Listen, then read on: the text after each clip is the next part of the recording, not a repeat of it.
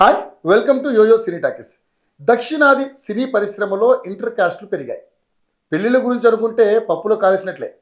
నటీనటులు ఏ రాష్ట్రానికి చెందిన వారైనా ఇరుగు పొరుగు రాష్ట్రాల్లో సినిమాలు చేయడం.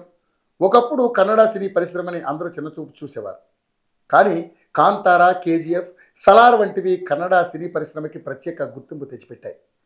ఒకప్పుడు మలయాళీ సినిమాలంటే పెద్దలకి మాత్రమే అన్నట్లుగా ఉండేవి. కానీ ఇప్పుడు మలయాళీ సినిమా అంటే క్లాసిక్స్ అనుకునేలా మారాయి. వాటి రీమేక్స్ దృశ్యంలా తెలుగులోకి వచ్చేస్తున్నాయి. చిరంజీవి అంతటి వాడు కూడా మలయాళ సినిమాకి టెంప్ట్ అయ్యి గాడ్ ఫాదర్ చేశారు. ఇక టాలీవుడ్, కాలీవుడ్ ఎప్పుడు సమఉజ్జీలుగానే సాగాయి. రెంటికి బలమైన బంధమే ఉంది కనుక వేరు చేసి చూడలేం. దక్షిణాది సినీ పరిశ్రమలు, వాటిలో నటీనటుల సినిమాలు ఇంటర్ కాస్ట్ అనుకుంటే బాలీవుడ్ కూడా వచ్చి చేరింది.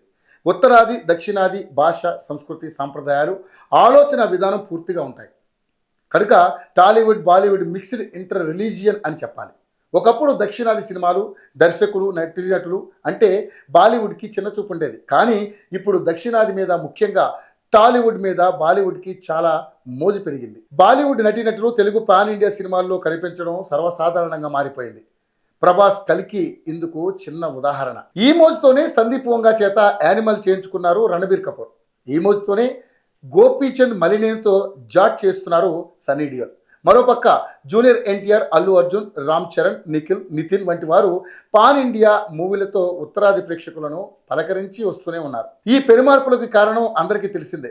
రాజమౌళి, ప్రశాంత్ వర్మ, సుకుమార్, ప్రశాంత్ నీల్ వంటి వారు దక్షిణాది సినీ ఇండస్ట్రీ అంతర్జాతీయ స్థాయికి, ఆస్కార్ స్థాయికి చేర్చడమే. కనుక ఈ ఇంటర్ కాస్ట్, ఈ ఇంటర్ రిలీజియన్ మిక్స్డ్ వలన ఇప్పుడు దేశంలోని సినీ పరిశ్రమలన్నీ కలిసి భారతీయ సినిమాగా ఒక్కటిగా ఎదిగి హాలీవుడ్ని ఢీకొనే సమయం వచ్చేసినట్లే ఉంది.